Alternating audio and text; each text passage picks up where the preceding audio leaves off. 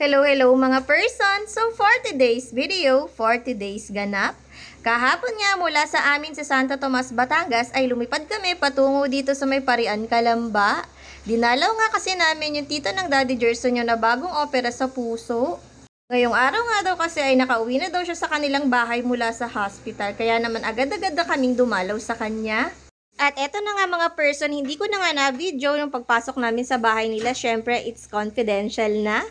Dito na nga pala muna kami nagtambay sa may garden nila dahil dito ay malawak at napakahangin dahil mapuno. Ay talaga namang ang sarap tumambay dito. Ito nga palang mga kasama ko ang mga pinsan ng Daddy Gerson nyo at abalang-abala nga sila sa paghahanda ng tanghalian.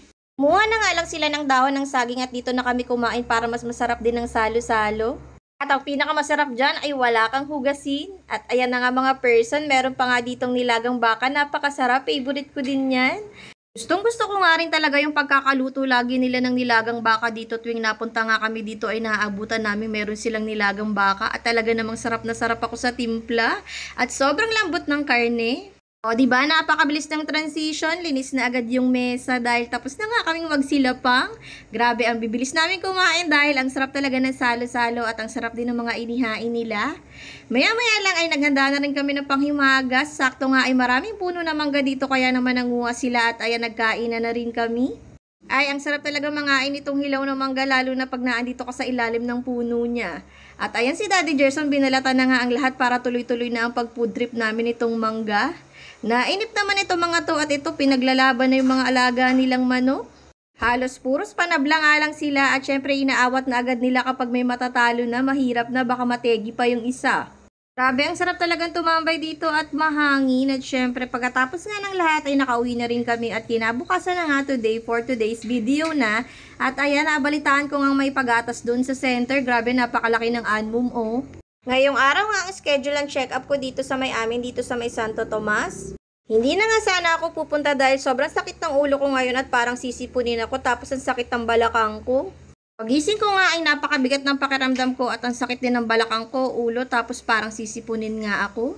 Kaya naman sabi ko sa kabuntis ko siya na muna ang magpa-check up ngayon, hindi na muna ako magpapa-check up sa center dito dahil mamayang tanghali nga ay may check up ako ng sugar level ko sa CMC.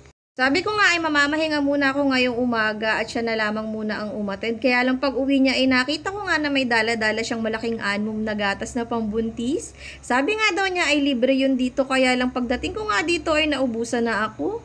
Dali-dali na nga ako pumunta dito. Diyos ko, doon na nga ako sa tricycle nagsuklay. Pwede naman tong lakarin pero nag-tricycle na nga ako para mas mabilis ako makarating dito. At ang sama nga ng pakiramdam ko parang hindi ko kayang maglakad. Okay lang naman din kung wala ako naabutang gatas pero at least nagpa-check up nga ako for today's video. Sinabi ko na nga rin na napakasakit ng ulo ko tapos parang sisipunin ako kaya naman niresetahan ako ng ascorbic acid at biogesic. Wag nga daw akong iinom ng sobrang lamig kapag ganito kainit ang panahon. Naalala ko nga kahapon puro yelo yung may iniinom ko. Kaya naman pala sumasakit ang ulo ko at parang sisipunin ako na sobrahan na ako sa yelo. Eto na nga mga person, tingnan nyo naman wala na akong kaayos-ayos, hindi na ako nakapagkilay, basta makarating lang ako dito para doon sa libreng gatas. Pero okay lang yan kahit hindi ako nakakuha din naman yung kabuntis ko, masaya na ako doon. At syempre nga nagka-purpose din naman yung punta ko dito, nakapagpa-check up ako at alam ko na ang gagawin ko dahil sa sakit ng ulo ko at parang sisipunin niya ako. Ayan, binigyan ako ng vitamins at ascorbic acid para sa sipon. Para hindi na nga makatuloy itong sipon na to. Maya-maya lang pauwi na nga rin ako mga person. Mabilis lang naman ang check-up dahil patapos na nga rin ang mga check-up ng mga buntis dito. Humabol na lang talaga ako. Hindi talaga ako nakaabot doon sa gatas, sayang. Pero nakumpleto ko naman ang pag-inom ko ng maternity milk. Diba hanggang 6 months lang naman yung iinom.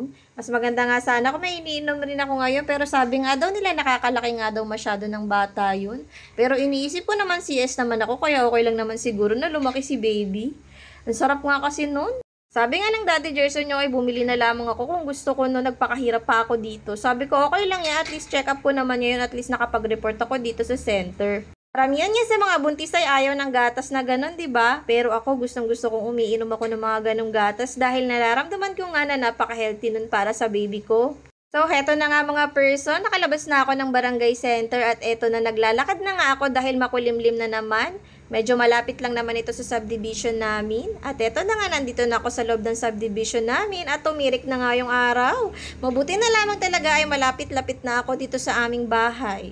Hoy, napakainit talaga. So hanggang dito na lamang muna mga person ng aking 40 days video. See you on my next vlog. Thank you nga pala sa panonood sa aking mini vlogs. Babu!